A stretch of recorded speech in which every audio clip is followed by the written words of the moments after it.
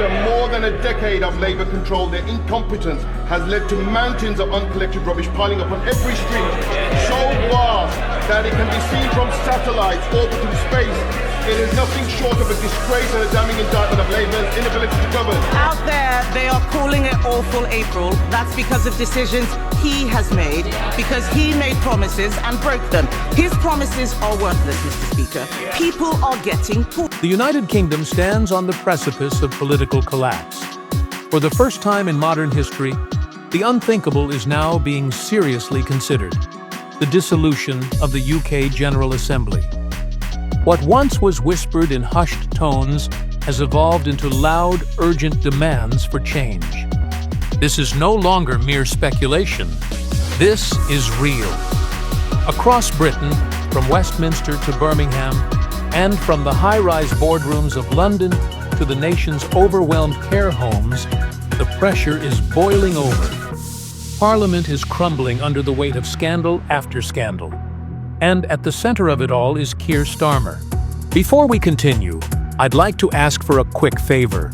If you're enjoying this content, could you take a moment to like this video and subscribe to the channel? Believe it or not, over 98% of you watch these videos without hitting that subscribe button. It's completely free, and it makes a massive difference for us, helping us bring you more of the content you love. Mr. Speaker, this Labour government has failed the British public at every turn. They have abandoned the WASPy women, leaving them without compensation they deserve. They have turned their backs on pensioners by failing to support the winter fuel allowance. They have let down children by keeping the two-child benefit cap in place, and they will inflict further hardship on the most vulnerable by slashing $5 billion from benefits. But perhaps the most immediate and visible failure, one that poses an immediate and direct health risk to the people of Birmingham. The Prime Minister who once symbolized order and reform, but now finds himself at the heart of a storm of explosive allegations, fraud, cover-ups, silencing dissent, and, perhaps most damning of all, leading Britain to the brink of economic disaster. This is no ordinary political crisis. This is a political earthquake, a storm the country hasn't seen in living memory. For months, tension has been mounting behind closed doors, and whispers have exploded into a national outcry. Is the appalling financial mismanagement of Labour-run Birmingham City Council. After more than a decade of Labour control, their incompetence has led to mountains of uncollected rubbish piling up on every street, so vast that it can be seen from satellites orbiting space. It is nothing short of a disgrace and a damning indictment of Labour's inability to govern. Will the Prime Minister take urgent action to protect the public health and the people of Birmingham by immediately deploying the order? It's no longer about reform. It's about total renewal. The calls are deafening. Dissolve Parliament. Call a new election.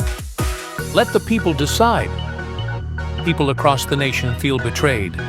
What began as quiet dissatisfaction with Starmer's leadership has now snowballed into a tidal wave of national outrage. Starmer, the man who promised to unite the country and repair its fractured political system, has become the very symbol of that broken system. The Labour Party, once a beacon of workers' rights and fairness, is now a shell of its former self. We're meant to ask a quick question, otherwise don't we say, Prime Minister. Well, I've said the situation in Birmingham Council is completely unacceptable, but he might want to tell his constituents that we've delivered 2 million extra appointments to the NHS, so waiting are coming down for his constituents. We've delivered the national living wage of £1,400 increase, including for his constituents. We've got record investment into this country, growing the economy, including for his constituents. Under Starmer's leadership, the party has been transformed into an exclusive circle of elites, obsessed with censorship rather than service. Even within Labour, MPs have admitted they've been misled. The trust has been shattered, and the public has been left to pick up the pieces. Headlines across the UK have painted a chilling picture. MPs arrested, whistleblowers silenced, justice obstructed. And the most horrifying revelation of all, a Labour MP detained in connection with a grooming investigation, with no press conference, no transparency. If correct, that is a very discourteous to this House. I take it very seriously. Or it could well be that it's been leaked. In which case, I hope there will be an inquiry to what has happened here. I will therefore ask the Prime Minister to look into what has happened in this case and report back to me and to the House as soon. Just an eerie silence. The public's frustration has reached a boiling point. Starmer has refused to answer the hard questions, hiding behind staged speeches and carefully crafted statements. But the damage has already been done. While the scandals swirl, the real-world consequences are hitting home harder than ever. The British economy is breaking under Labour's mismanagement. Car factories are shutting down. Small businesses are disappearing. Care homes are collapsing. Families across the UK are being strangled by rising taxes and crippling inflation. Even once loyal business leaders are now speaking out. Richard Walker, the head of Iceland Foods, delivered a fiery speech that echoed across the nation, saying, "We're not your piggy bank. We didn't vote for this. We won't stay silent anymore." His words sent shockwaves through the UK, but they also marked a tipping point. The call for change isn't just growing, it's become deafening. And there's something even more alarming happening behind the scenes. Rumors are swirling that King Charles, once a distant figure in British governance, is now deeply disturbed by the unfolding events. Sources say that he is quietly supporting calls for fresh elections and even considering unprecedented steps, like withholding royal assent on laws that threaten free speech or judicial independence. Could the monarchy step in? Is it possible that King Charles might call for Starmer's resignation? This isn't just a political crisis, it's a complete collapse of trust. The public is no longer waiting for change. They are demanding it, and they're ready to take action. Inside Labour, the rot runs deep. Whistleblowers have begun to expose the party's inner workings, calling it a mafia-like operation where loyalty is rewarded and honesty is punished. Members of Parliament have been threatened with career destruction if they dare speak out. The corruption is systemic, and it runs to the very top. Billions in public funds have vanished into the pockets of consulting firms, and local services are being gutted. Care homes are being demolished to make way for luxury flats. A scandalous deal that went straight through Starmer's office. And through it all, Keir Starmer has remained silent, turning a blind eye to the rot that has infected his party and the country. Why didn't he prosecute key offenders in the grooming scandals? Why did he suppress reports that exposed the corruption? And why is he now doing everything in his power to avoid the truth? The public has had enough. Labour's strongest supporters are jumping ship, and business leaders are up in arms. Voters aren't just protesting, they're revolting. Across the UK, people are marching in the streets, demanding accountability. One man in Manchester held up a sign that read, "When the people are silenced, the Crown must speak." And now, the Crown may be listening. King Charles has reportedly met with senior constitutional advisors, exploring every option for action. Could he withhold royal assent on laws that threaten the nation's values? Could he deliver a national address calling for new elections? Or could he take the most shocking step of all and demand Starmer's resignation? Back in Labour, rebellion is brewing. Former allies are turning on Starmer. Shadow cabinet ministers are breaking ranks. The loyalty that once existed within the party has evaporated. Secret meetings are taking place, documents are being leaked, and MPs are quietly discussing what the public has been feeling for months. Starmer must go. The arrest of one senior MP for misusing care home funds has exposed the deep systemic rot. This isn't just about one bad apple. It's about a party, a system that has lost its way. Emails are disappearing, phones are being wiped, and the truth? It's being buried The public is no longer passive. They are demanding answers, and they're getting louder by the day. More whistleblowers have come forward, revealing that key documents related to NHS mismanagement, grooming gang prosecutions, and foreign lobbying were intentionally delayed, buried, or erased. The fear inside the government is palpable. One whistleblower, a former data analyst at the Home Office, spoke out, saying, "We were told to wipe clean anything that made Starmer look weak. Anything involving failures on crime, immigration, or corruption. I was sick to my stomach. But they told us, protect the image, or you're out." And now, the truth is finally emerging. Across the country, once loyal Labour councillors are defecting in waves. In Wales, nearly half of a local Labour council resigned overnight, citing irreconcilable corruption. In the Midlands, a leaked voice note captured a Labour whip threatening a young MP. "You cross the leader, we erase you from politics. Understand?" Instead of silencing critics, it ignited them. The mask has slipped. Labour is no longer the party of the people. It's a party of control, coercion, and fear. The cracks are widening. Faith in institutions is crumbling. Polls show that 67% of the public now believe Parliament no longer serves the people. Confidence in the mainstream media has plummeted below 20%. The people are no longer waiting for change. They're demanding it. Starmer, clinging to power with desperation, is lashing out at those who question him. He's firing dissenters and reshuffling his loyalists into key positions of control. In his latest press conference, when asked about the whistleblower allegations, he snapped, "I will not answer to rumor. This government is focused on stability." But that word, stability, has become an insult. The people don't want calm lies. They want explosive truth. But there's one final scandal that could be the nail in the coffin. A secret internal audit has revealed that over £1.2 billion in taxpayer money, meant for post-COVID recovery, was quietly redirected to Labour-linked consulting firms with no oversight. This wasn't a clerical error. It was deliberate. And it happened while care workers went unpaid, schools were slashed, and small businesses went under.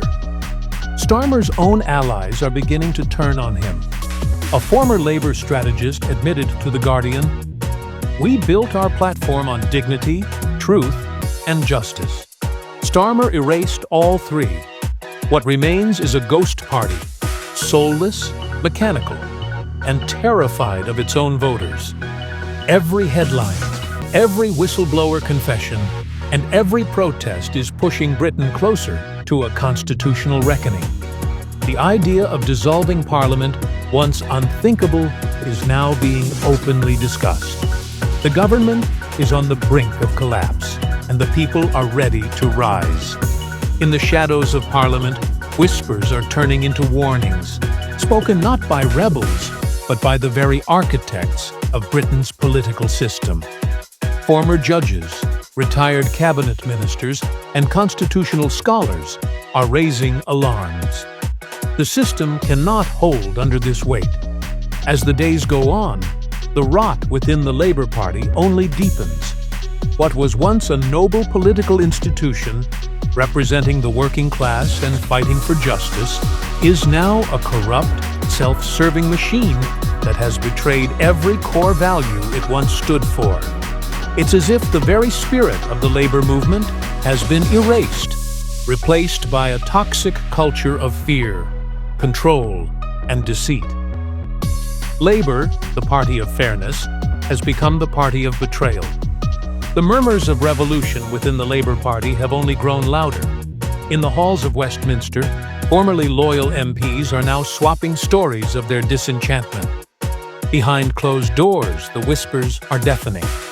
They talk not just about Starmer's failures, but of a toxic internal culture that rewards loyalty with silence and punishes truth with exile. They're no longer afraid of the party's leadership. They're afraid of the consequences of remaining silent. They know that if they speak out, if they dare to defy the control Starmer has imposed on them, they risk being crushed beneath the weight of the media machine Labour has weaponized against its own. And now, the cracks in the party are visible to all. Secret meetings have been exposed.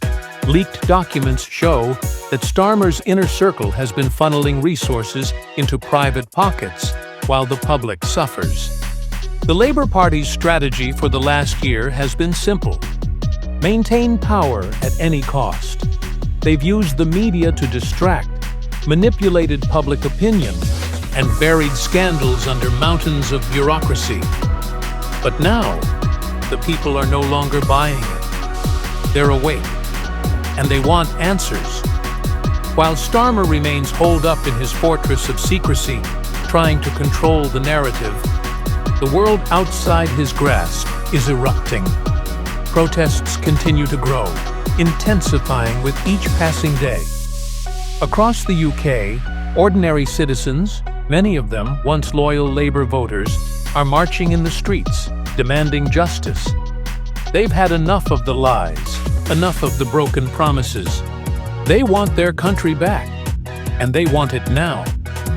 In Manchester, a mass demonstration took a dark turn when thousands of citizens stormed the steps of the city's historic town hall. The chant was deafening. "Resign, Starmer! Resign!" A sea of voices united in one clear demand, the anger and desperation palpable. In a shocking twist, the crowd pushed past security and gathered at the front doors, forcing the local Labour Council to shut down their session for the day. A symbolic move? Perhaps. But it's a sign of the growing rift between the people and the party that once represented them. And it's not just the people who are speaking out. Key political figures across the spectrum are finally beginning to expose the truth.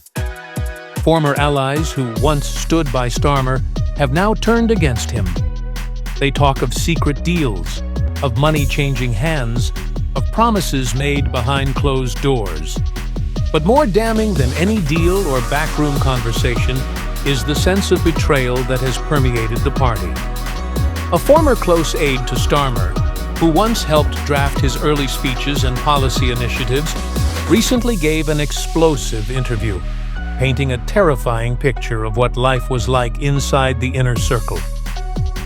"It was like watching a ship sinking," they said. "We all knew it was going down, but none of us dared speak up until it was too late. It was too dangerous to tell the truth, and it was worse to ask questions." As these former insiders begin to speak, more stories surface. Some of the most chilling revelations concern Starmer's role in suppressing information about high-profile sexual abuse cases that involved Labour-linked figures. Whistleblowers describe how these reports were delayed, doctored, and sometimes completely erased from public records. And when questions were raised, they were met with stonewalling and threats. Those brave enough to push back against the narrative were silenced, forced out of their jobs, blacklisted, and in some cases, even pushed into legal battles. The scale of the cover-up is unprecedented. Even more devastating for Starmer is the fact that some of his most powerful allies are now turning their backs. High-ranking members of the Shadow Cabinet, longtime Starmer loyalists, have begun leaking internal communications showing the extent of the corruption and the tactics used to control MPs. These leaks have only fueled public fury.